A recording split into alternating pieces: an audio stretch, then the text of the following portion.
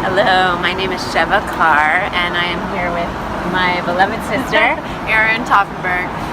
We are working together on a project to contribute to the global efforts to end human trafficking, and so excited to be here at the United Nations, where we're presenting our work in a panel discussion, and where we met the women 4 years ago that inspired this project, the very original Big Sisters from Iceland. So we are thrilled to be inviting you to join us via what they launched through what they call the Jungle Telegraph, woman to woman, kitchen table to kitchen table. It's now hoping to spread virally around the world so we can do something about this important issue. So why would a UN Peace Messenger organization be here at the Commission on the Status of Women talking about human trafficking? You know, when I attended my first CSW, I learned that more women have died in gender-based violence than all the soldiers in all the world's wars in all of history combined, because of their gender. And I discovered that we cannot talk about building a culture of peace without addressing gender-based violence. And we cannot address gender-based violence without addressing sex trafficking of all peoples, but especially of women and girl children. The problem is so vast.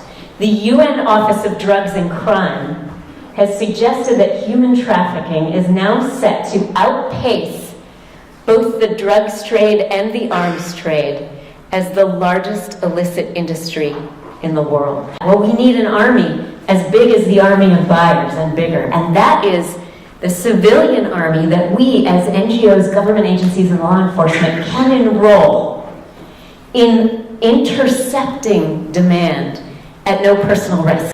So our partner at the District Attorney's Office in Alameda County so believes in this arm-in-arm collaboration between law enforcement and civil society that she said, community involvement is essential to combating demand for sex trafficking, often more impactful and permanent a solution than prosecution and law enforcement interventions.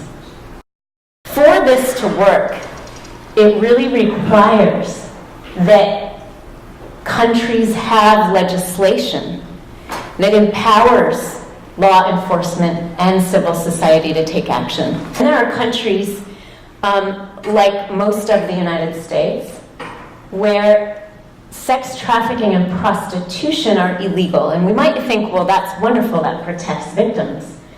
But in fact, we have to acknowledge, even in the United States today, sex trafficking is the only crime in which the victims of the crime are made the criminals. There are children being trafficked in the United States today who are not old enough to consent for sex, but have been arrested and prosecuted for prostitution. When I heard facts like this at my first Commission on the Status of Women 4 years ago, I have to tell you, I was devastated beyond belief, and my day job is teaching stress management. I was in such despair, I was actually sitting in this very room 4 years ago today,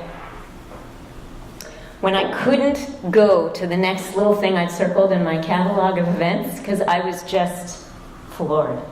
And into that room, onto this stage, thank goodness I couldn't move, walked this woman, Gudrun Jónsdóttir from Iceland. So Gudrun stepped on the stage and she said, after statistic after statistic and data point after data point of the horrors going on, enough!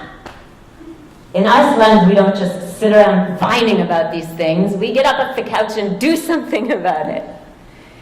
And she proceeded to tell a story that I'm going to tell you right now. Good for a little story time? So in Iceland, they fought to pass the laws first passed in Norway and Sweden, called the Nordic laws, which decriminalized the prostituted person, but criminalized the buyer and the seller. So when I saw Gudrun on the stage 4 years ago, there were only 3 countries that had passed this innovative law. Sweden, Norway, and Iceland became the 3rd. They fought for 10 years to pass this legislation. Now, by the way, we've added Canada, France, Northern Ireland. On the day the law passed, the Icelandic women gathered, the lobbyists gathered, and had a champagne toast, as is their favorite thing to do. And while they were drinking champagne, onto national television came the Icelandic police chief, who said, "This is the stupidest law I've ever heard of. Prostitution is the oldest profession in the book." Now, most of us in this room would say it's the oldest oppression in the book. He said, "I have no intention of implementing this law. I don't have the staff, the resources. Forget it. This is a stupid law." Well, at that point, over a good amount of champagne, you'd think I just had some, but I haven't. Over their champagne, the Icelandic woman said, "Enough. We've tried to play by the rules. Now we're going to take matters into their own hands." So what did they do? Well, if the traffickers and the buyers can buy anonymous phones and place ads in the paper and online, why can't we? So they placed decoy ads, and the younger they said they were, the more calls they got. Within an hour of placing their first ad, they received over 300 phone calls. And they picked up the phone and said, "Big sister is watching you." When they got bored with that, they said, "Why are we doing this? Oh, right, to help the poor police who don't have enough money and resources. Well, let's help them a little more." So when buyers called for sex, they said, "Here's the address," and they sent them straight to the police chief's house for services. So their antics went on, and we don't have time to tell you their whole story here, but we are working on a feature film to tell their story in a movie. After a period of time, they had gathered over 140 names, phone numbers, and email addresses of buyers of sex, as well as pictures of their penises that they sent when they solicited sex. So they decided it was time to hold a press conference, but realized that their anonymity was their power.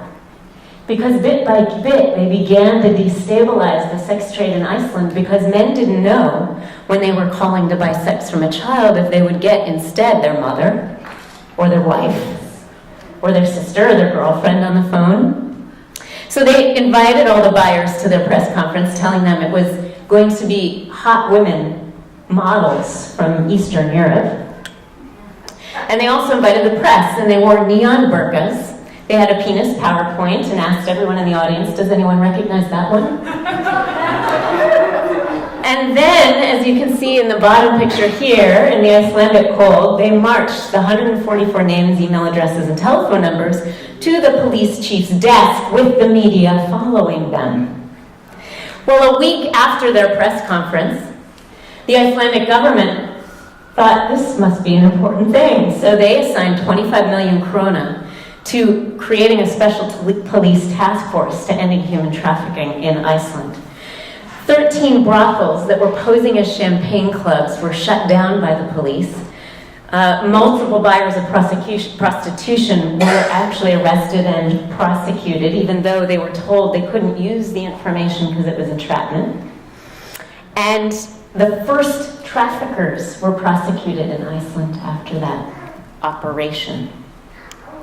Perhaps equally as significant, they did develop a clothing line beyond their neon burqas.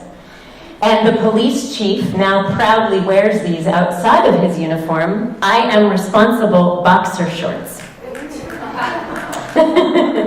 When I heard Gudrun share this on this stage 4 years ago, I was lifted out of my despair and realized we really can make a difference. Individual human beings that care, when we come together, are that which changes the tide of the world. I would like to offer you, the viewer of this video, an official Operation Big Sister Champagne Toast, because just by being here, watching this, you are clearly one of those individual human beings that cares, coming together with others to change the tide of this world. Thank you so much for being here at this Operation Big Sister house party to join our civilian army that will help make this a world that works better for all.